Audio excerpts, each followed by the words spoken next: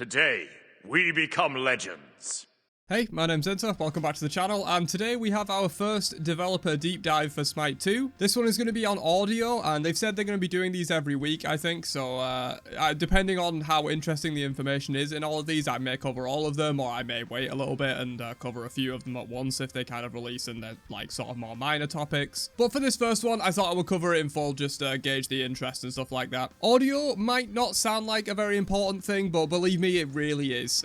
From what we've seen from Smite 2 so far, the audio is so much better than Smite 1, sorry, in so many different ways. Like, they will go over it more in this post, but the audio really does matter, and anyone that played Smite 2 in terms of like a demo or the pro players or anything like that, they'll tell you that the audio is so much better, and it really does make a big difference for the game. It's a bit of an unsung hero in that way, in my opinion. People don't really notice good audio, but then when the audio is bad, like if you played Smite 2 and then went back to Smite 1, you'd really notice how bad the audio is in Smite 1 compared to how it's going to be in Smite 2. But yeah, without further ado, let's jump into this deep dive, and we'll give my thoughts on it. My name is Andrea Chang, and I'm the audio director here at High Res Studios working on Smite 2.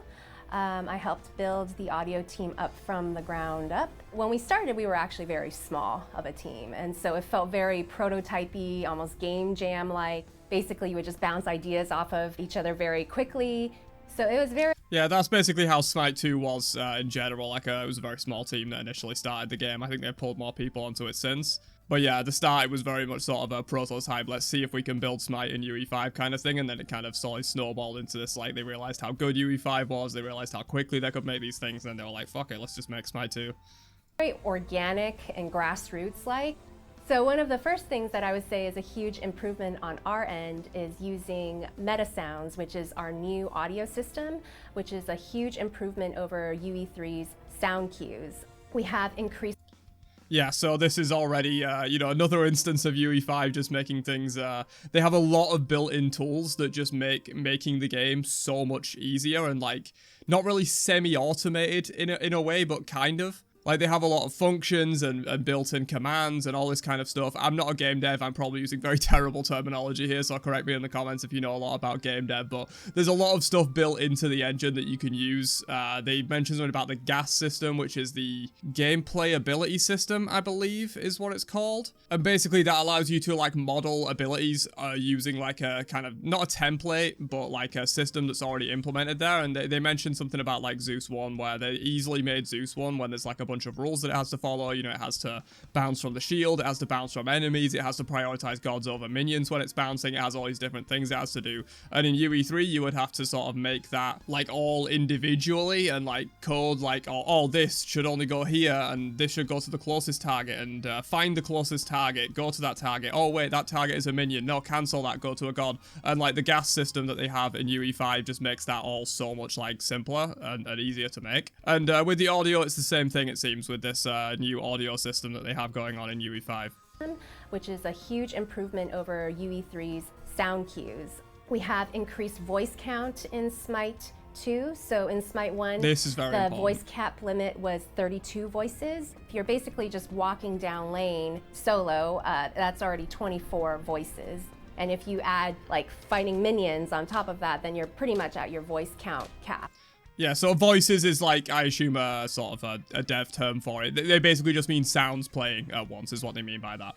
And Smite 1 did have a real big issue with this. You might not have noticed it if you're not, like, hyper into Smite, but a lot of people that are really into the game have noticed this come up quite a lot, where you hit this voice cap limit. And essentially, if you've ever heard a sound in Smite where it plays and then immediately cuts off before finishing the full sound, that is what's happening with this voice cap limit. That's being hit, and then it's cutting off certain sounds to make way for new ones. And so, like, if you ever heard, like, a Thanatos Death Scythe, like, throw sound, and then it cuts off after about 0.3 seconds, it's because it's being replaced by another sound that's happening near you, because the game in itself doesn't have the capability to produce more than 32 sounds for you at once. And so they're going to be increasing the cap of that to, I believe, 128 in Smite 2. So basically that's probably never going to be an issue anymore. I highly doubt we're going to need more than 128 sounds all playing at once. If anything, that would be a bit of a shit show for your ears. So yeah, I don't think we're going to have a problem with any of that stuff anymore in Smite 2, which is already a really nice upgrade for the people that have played Smite a lot and noticed that, which is, I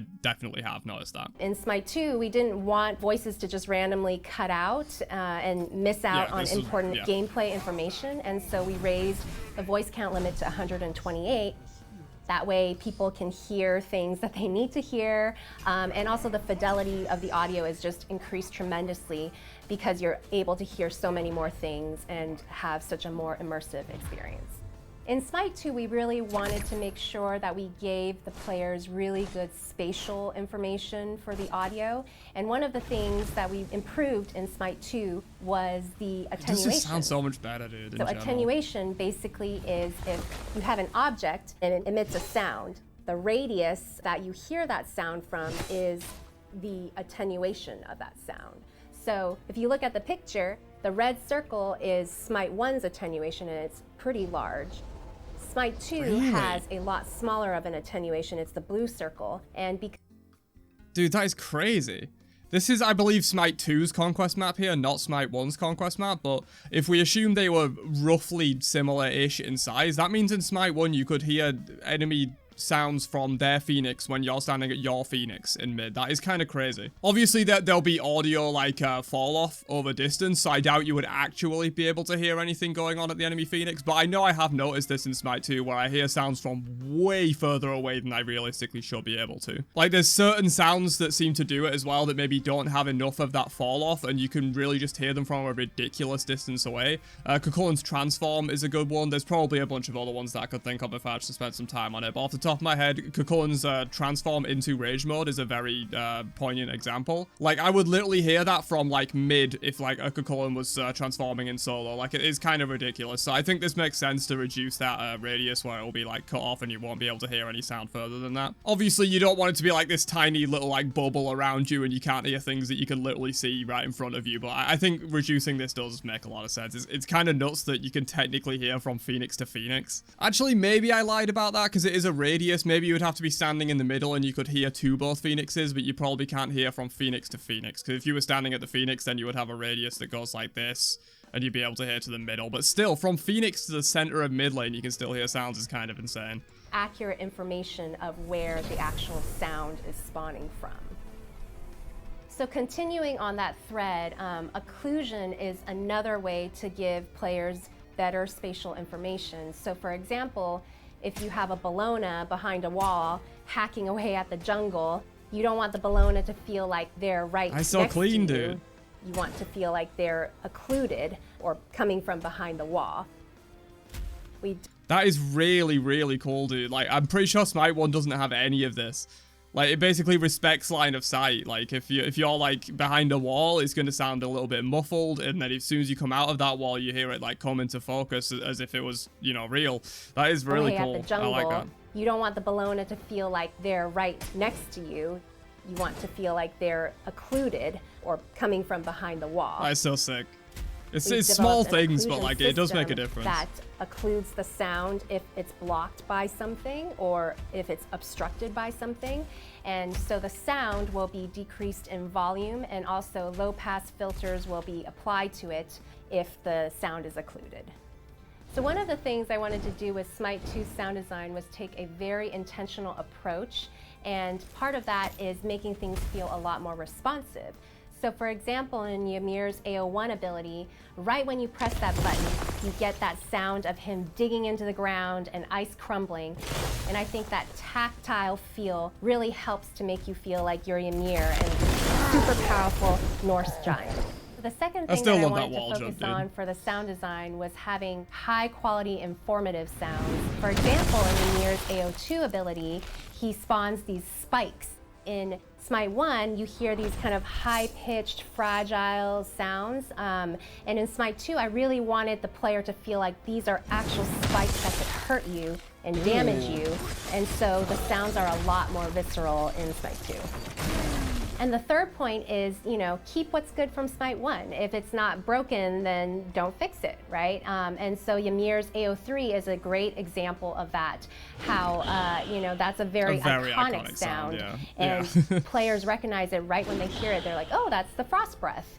And so that sound does everything we want it to do. So basically we didn't have to change it. And we basically kept the core of the sound and just beefed it up slightly. We're a small team of 3 for audio, but I'm so proud of how much we've accomplished in such a short time. Dude, it's kind of crazy how small the team is that's working on Smite 2 right now. Like, I think they said, like, they have 150 people on the Smite 1 skin team or something like that. And so, obviously, this is speculation, but, maybe say they have, like, the same amount of devs working on the game as they have working on skins. They probably have more skin engineers, I would imagine, but that's, like, 150 devs working on the game. On Smite 2, it seems like they only have about, like, 20 devs or something like that, which is kind of crazy, the amount of work they've been able to do in such a short period of time with smaller, like, significantly smaller dev team than Smite 1 has. They've essentially made the game again from the ground up, better from the looks of it, in, like, a single year. It's kind of crazy. I'm very excited for this game just based on like how much progress that they've made so far and how like liberating UE5 seems to be to work in with all these like new like we've seen here, the new audio system that they're using, the gas ability system, like all this stuff. It seems like the game is going to have a lot of potential. And I'm so excited for the fans to experience everything that we've worked so hard on. Yeah, very much looking forward to more of these deep dives. Hopefully there'll be one on like abilities, one on like video and graphics and stuff like that. I'm very much looking forward to more of these. If you guys want me to cover every single one individually, do let me know by dropping a like on the video and letting me know in the comments down below. Or also let me know if you'd rather I just kind of wait for a few of these to come out, like 2 or 3 to come out over the course of a few weeks and then do like a recap of them all. It kind of depends. This one I felt like it was worth covering because 1, it's the first one, and 2, it had like quite a lot of information in it, so I thought it was worth covering in like a dedicated video. But yeah, some of them that might be like smaller topics or whatever, I could combine into like one video for 2 or 3 of these deep dives. But yeah, let me know down below and I will catch you guys in another one later on. Have a great day and peace out, you nerds.